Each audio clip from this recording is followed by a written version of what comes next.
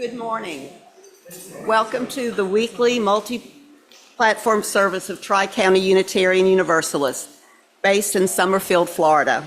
We acknowledge that we occupy the ancestral, traditional, and contemporary lands of the indigenous Florida peoples. I am Nancy Smith, today's service leader. Hello to our members and friends, and a special welcome to those who might be visiting here for the first time. Unitarian Universalists are united not by a creed of shared beliefs, but by a covenant of shared values. We celebrate that we do not need to think alike to love alike. It is our respect and encouragement of each other's diversity of thought that truly binds us together. For the curious and for the seekers, Unitarian Universalist values and covenant may be found on your order of service and at our website, iuu.org. Our newsletter, included in the timetable, can also be found there under News and Events. We have announcements, but first, please mute your phone or place it in airplane mode. Thank you so much. Modern folk duo Friction Farm will perform a concert here this Tuesday, November 18th at 3:30. They presented a Sunday service here in February. Admission is a suggested donation of $15 cash. There are flyers on the table behind AV. The special 7 p.m. showing of The Last Class documentary at the Lake Square Theater in Leesburg is this Wednesday, November 19th. Due to Thanksgiving, the Buddhist meditation group is meeting this Thursday, November 20th. Thanks to Val Adams and Jocelyn Burt, our Tri-UU Thanksgiving potluck and fellowship on Thursday, November 27th at 2 p.m. will include turkey. Yay! Please bring an appetizer, side dish, or dessert to share and be with our beloved community. Sign up on the sheet behind the AV team or contact Helene Kirschbaum. Let's make it a joyful Thanksgiving together. This concludes our announcements, and as we now begin the service proper, we will recite our mission statement. Please join with your voice as we recite together. We unite in religious community to seek spiritual growth, live with integrity, and serve with compassion. Our chalice keeper today is Joan Shepherd. We invite those of you joining us on Zoom to light your chalice at home.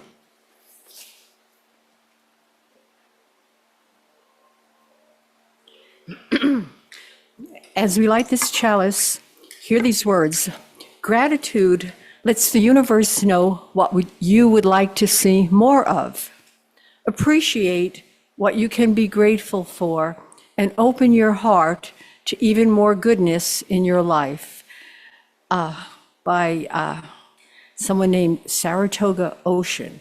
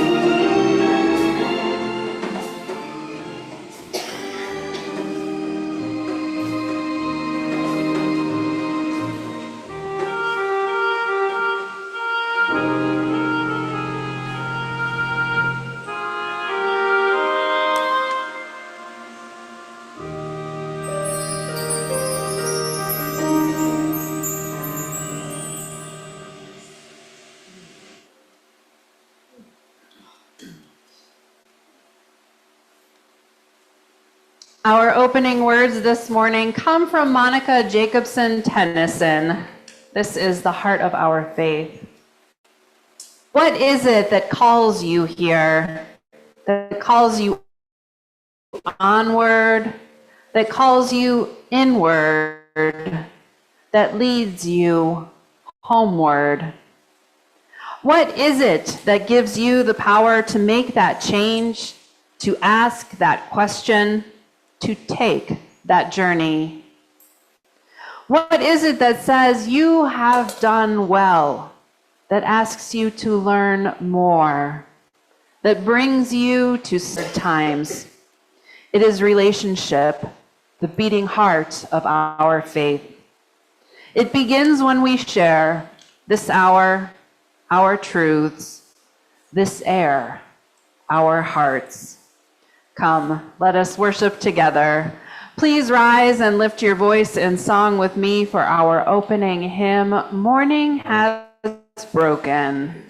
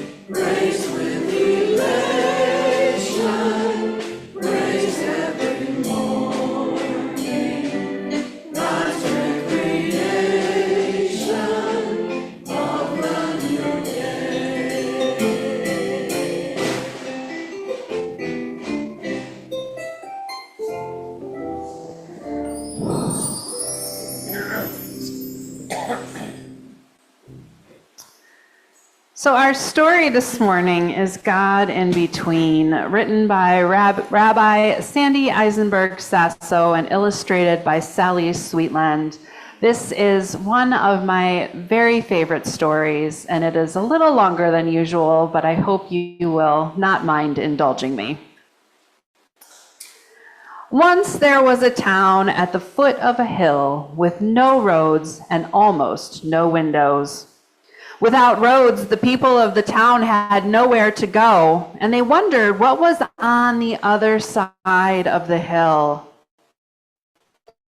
Whenever they tried to leave their homes, they would sneeze through tall, tangled weeds, tumble into deep holes, and trip over rocks as large as watermelons. Without windows, they would sleep late into the day, and they often wondered their houses were closed up like boxes sealed with tape. They could never look out, and their neighbors could never look in. The people became tired of sneezing through the tall, weeds, tumbling into deep holes and tripping over rocks as large as watermelons, of seeing nothing and going nowhere. So they made their way to the center of the town to decide what to do. One townsperson spoke up. I have heard there is a God, and when people find God, God solves their problems. Let us find this God, someone shouted, and God will build windows and roads for us. Others thought this was a ridiculous idea. People just pretend there is a God. If God were real, God would find us. Yet the people could not see any other way to fix their town, so they decided to go looking for God. But there was one problem. Without roads, the people could not go anywhere, least of all go searching for God. They looked toward the edge of town where two old houses stood, each with a single window. They called the man and woman who lived in those houses the ones who could see out windows. If they can see out windows, reasoned the people, perhaps they can see a way to God. So the people of the town sent the ones who could see out windows to search for God. The ones who could see out windows thought that God must be on the other side of the hill, somewhere they had not yet been. They wove their way through the tangled weeds, around the deep holes, and beyond the hill. Some people thought they would never return. The woman who could see out windows went to a tall mountain. The climb was steep, and when she finally reached the mountain's peak, her body shivered from the cold, and she was breathless.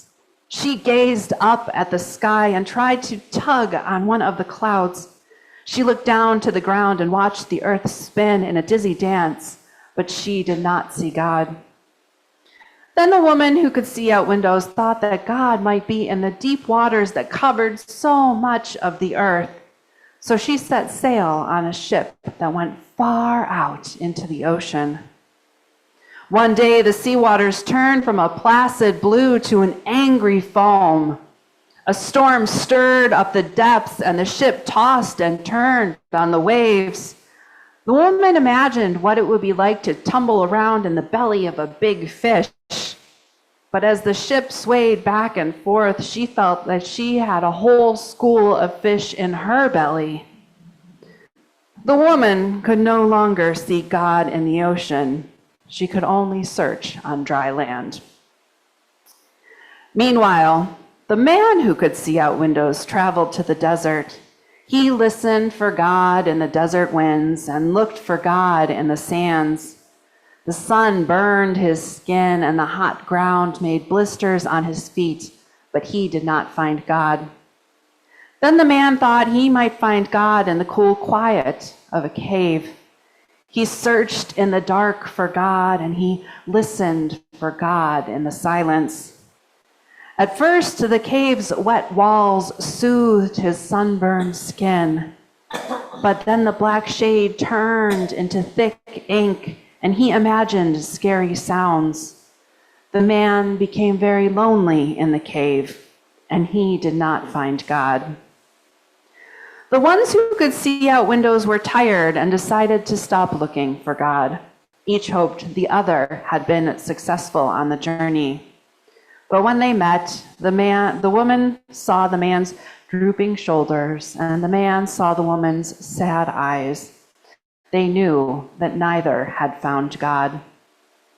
The woman put her cool hand on the man's sunburned arm, and the man wrapped his blanket around the woman. It was a dark, moonless night, and the ones who could see out windows could see nothing but each other.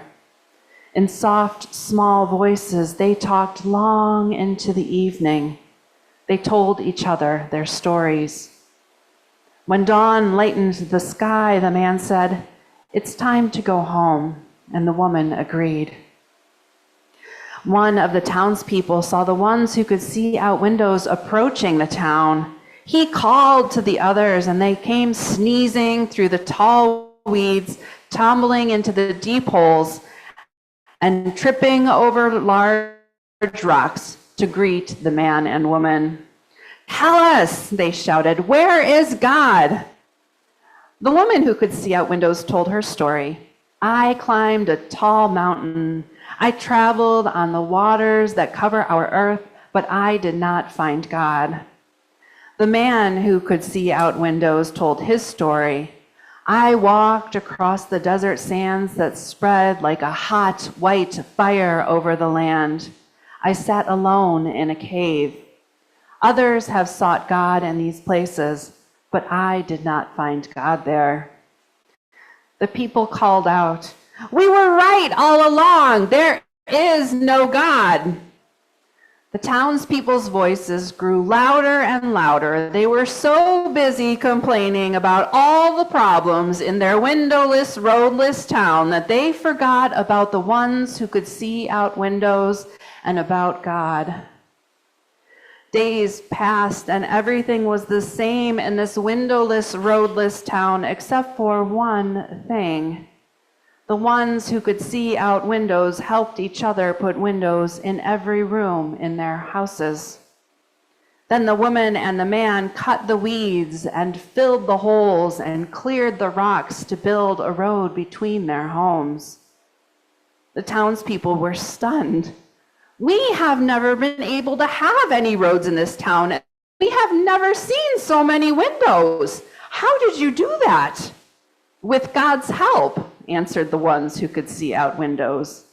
"But you told us that you had gone to the mountains and the seas, the desert and the cave, and there was no God." "We journeyed hundreds of miles looking for God, and then we found each other," said the woman.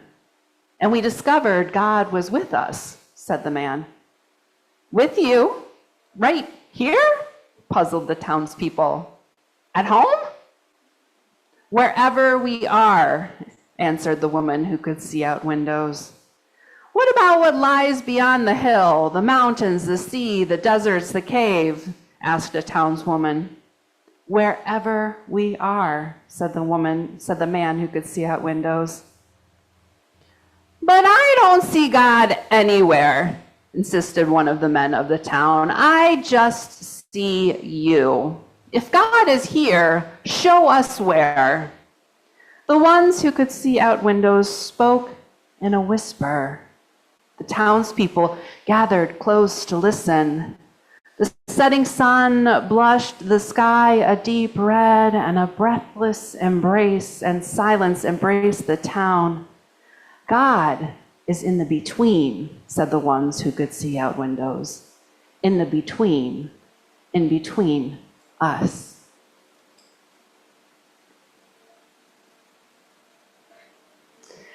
Now, as we move deeper into our service, let us turn inward to consider transitions, the joys, sorrows, and concerns that we all experience in our life's journeys.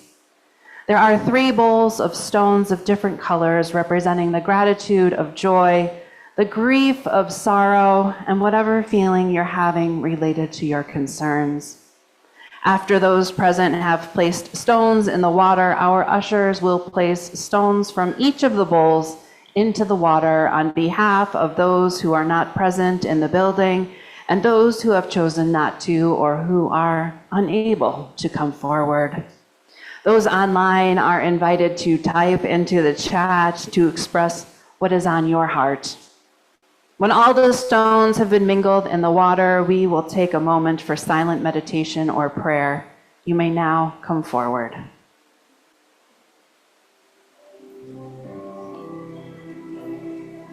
Nope.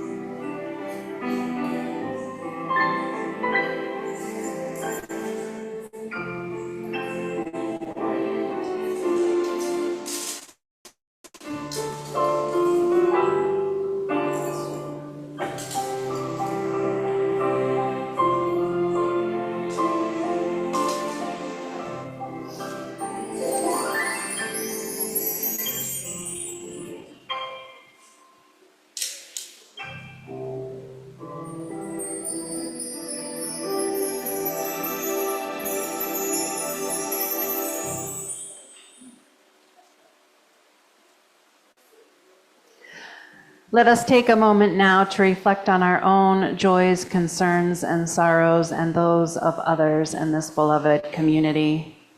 After the moment passes, the sound of the chimes will bring us back into this space, and we will sing our response this month, Spirit of Life.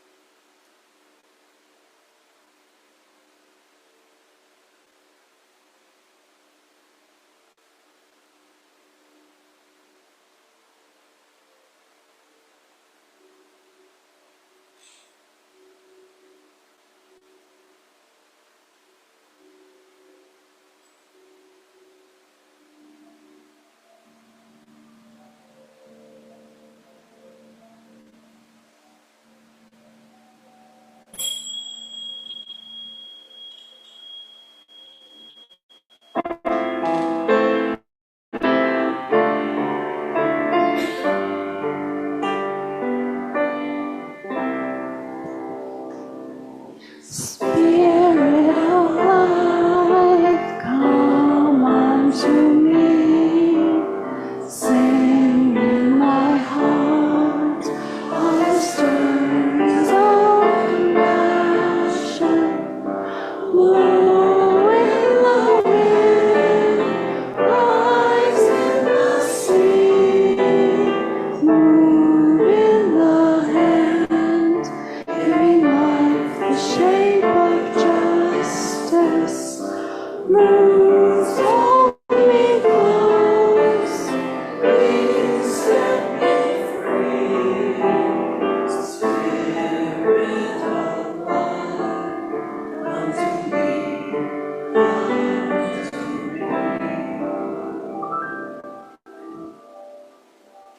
We will now receive our offering. If you are visiting us for the first time, please do not feel obligated to give. You are our guest, and we are happy to have you here with us today. This is the time in our service when those who wish to make some monetary contribution to our congregation's vision and mission give to support this community and its outreach. If you are putting cash in the basket that you want credited to your pledge, please put the cash in a brown envelope with your name on the front. Envelopes are available on the table and at the back of the sanctuary. I invite the ushers to come forward.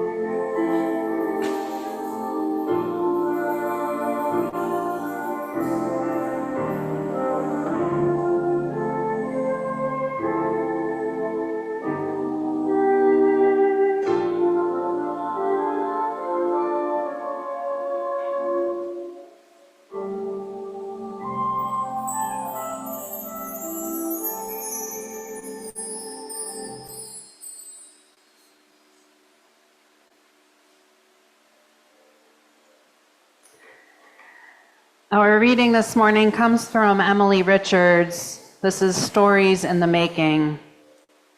Some stories begin once upon a time or long, long ago, but other stories begin here and now. Those stories don't always have a clear direction. Sometimes they don't even have a clear beginning. What they do have is possibility. Those are stories still in the making. Stories that have yet to be fully written. Stories with the potential to create change for good or ill. We won't know how the story ends until we get there, but we can decide what words we will use to write those stories. Words like hope, kindness, gratitude, peace, courage, perseverance, joy, and love. Above all else, love. It was a dark and stormy night in a galaxy far, far away. Once upon a time, or once anything really. We know how stories go, at least the ones that we think of as stories.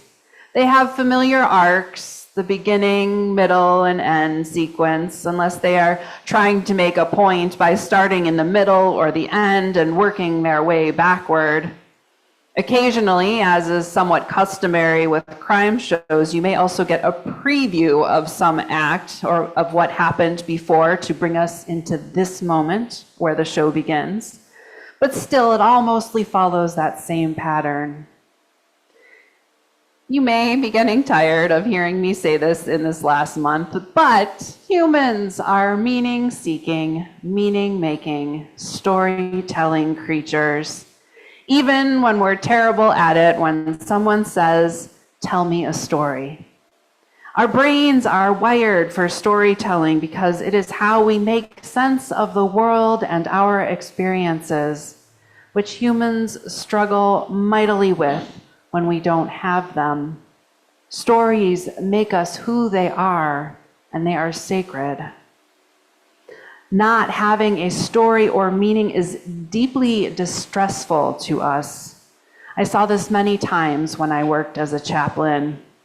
In fact, our primary charge was to help people make meaning of their experiences. Something difficult to do without also understanding the story we have of ourselves and of the world, and finding a way to integrate this new information or experience or whatever it is into that understanding, or learning to change that understanding so that we can integrate it. I grew up with parents and grandparents who were big readers. I remember my grandma would come to sit with my sister and I to read or to let us read as we brushed her long white hair or played with toys. My sister and I have continued to be readers, as are our parents. For holidays, my dad is often interested in getting books, and I always feel like I've chosen something good, especially if he didn't request it, when he stops what he's doing and starts to read what I got him in the middle of the festivities. I come by my awkwardness honestly.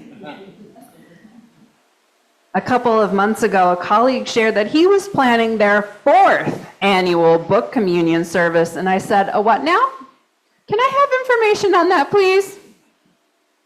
I know many of us have TBR, to be read piles of books, or many more downloads in my case of things that we thought that were interesting. But the idea of a book communion was really compelling. So today we're going to give it a go for our, perhaps, 1st annual book communion.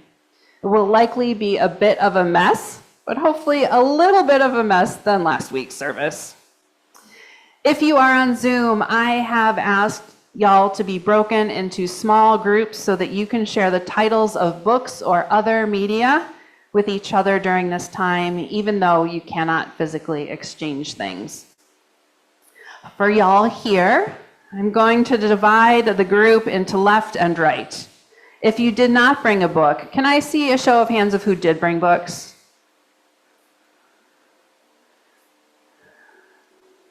Okay, great. Okay, so we're going to do left and right. If you did not bring a book, don't worry. We still want you to participate, and I will come back to this. So I'm dividing you into two groups, left and right. This is going to be messy. Just go with me on this. All right. So 30. See if I did this right. Aaron, you're going to be this side, but Carolyn and Deb,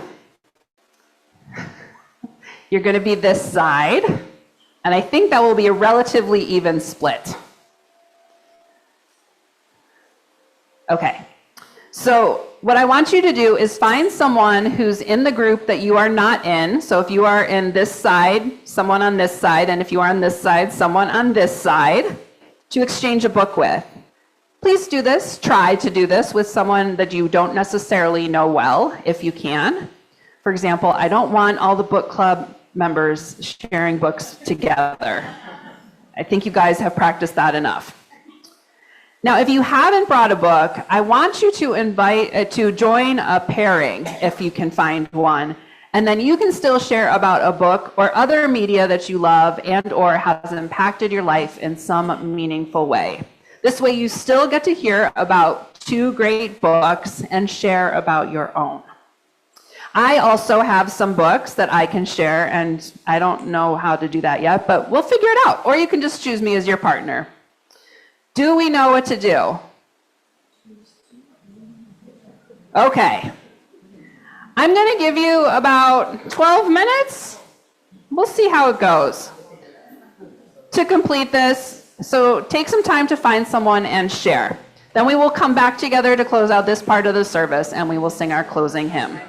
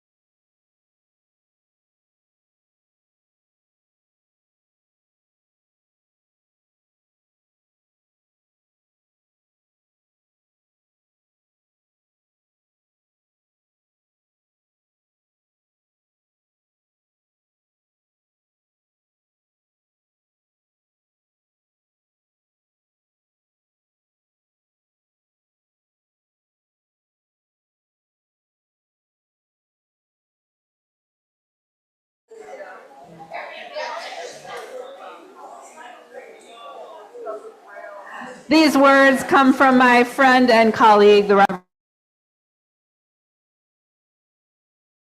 Knowledge from one another, reading words and sentences others have enjoyed, and then adding our own experience to theirs is one of many ways we come together in community.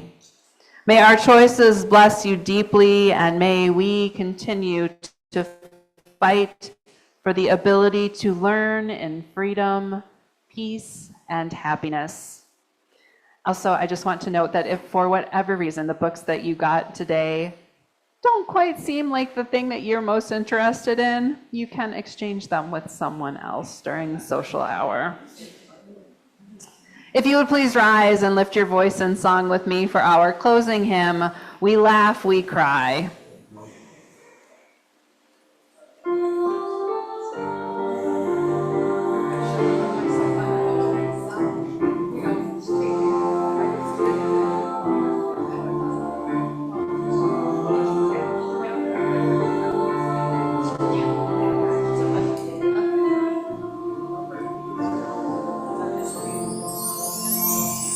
We laugh, we cry, we live in love.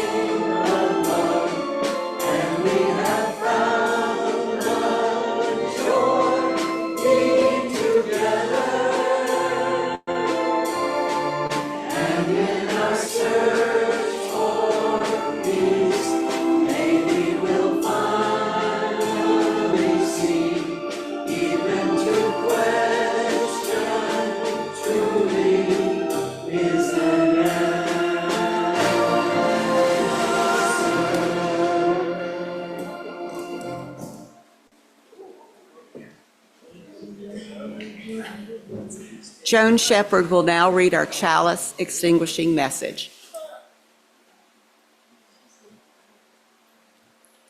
Excuse me. As we extinguish our chalice, hear the words of Angela Marr. We are blessed with an abundance of good things for which we are truly grateful, as long as we remember them. We are privileged with freedom for which in return we act responsibly. We are fortunate to share this time and space together. We are lucky to have each other. May the spirit of this place and these friends go with us into this day.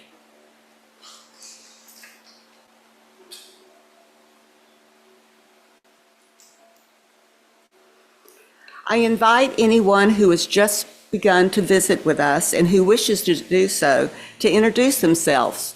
Please raise your hand and an usher will bring a microphone to you. And please keep that microphone close to your mouth so we can hear you better. Have any visitors today who wish to be introduced?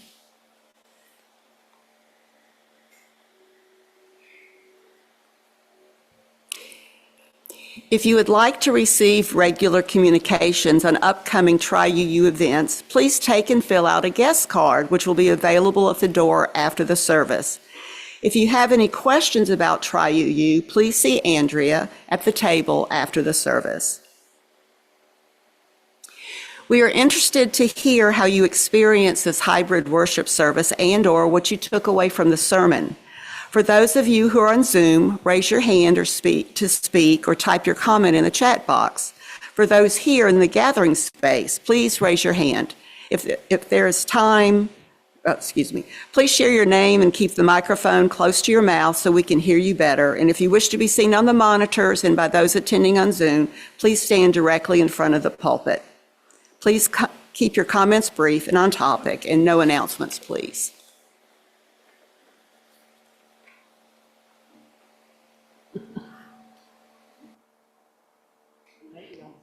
Tom.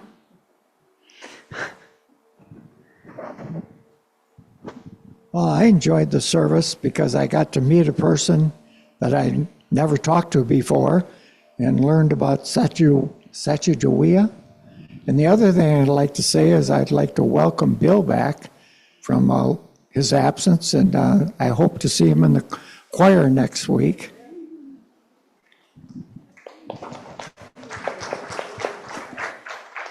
Andrea.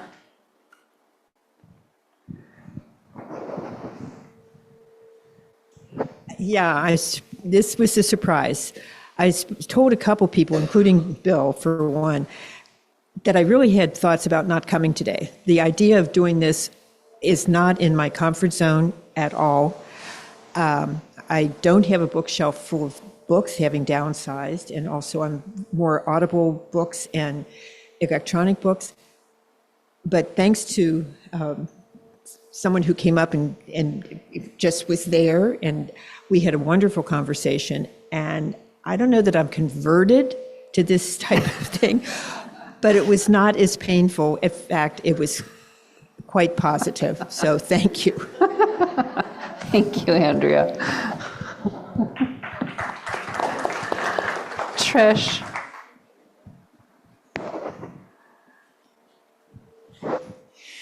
I'm Trish, and like Andrea, I wasn't sure about this, and I thought it was going to be total chaos. It worked out fine, and while I didn't get a book, I got a beautiful story that someone told me and showed me a book that was a personal thing of theirs. So it turned out it was really interesting, and I enjoyed it very much. So thank you, and thank you, Nancy. Thank you, Trish.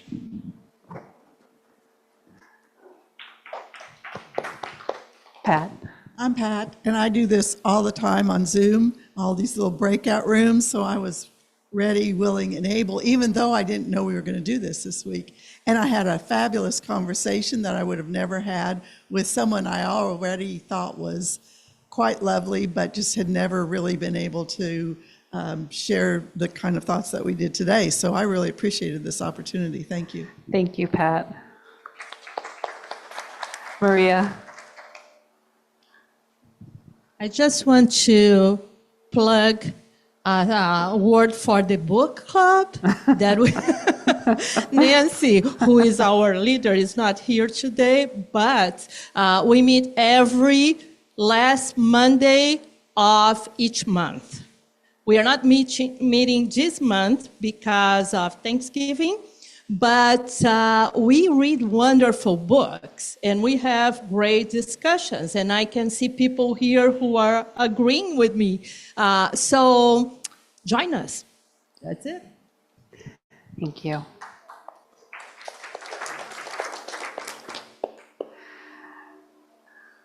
Helen. I love this opportunity. We talk about reading between the lines or finding what's between the pages, but for me it was an opportunity to connect with someone, and I felt this spiritual connection that I wouldn't have had that opportunity to experience before. Thanks. Thank you.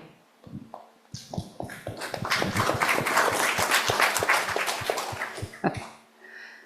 So I'll share a quick story about the story that I told about God in between.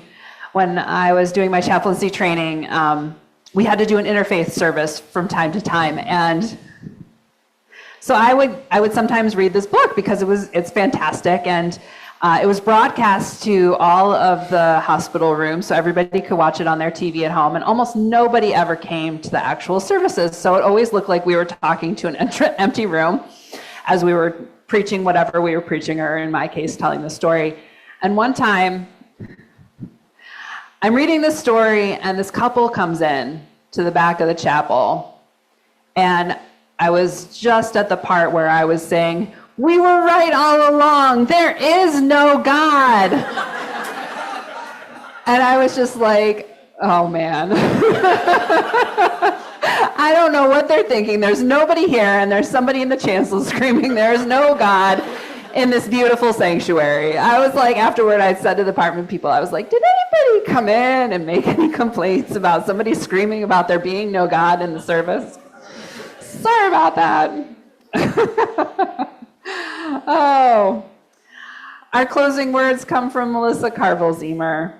We have gathered in dedication to the proposition that beneath all our diversity, there lies a unity that binds us one to the other, to the earth, and to the stars.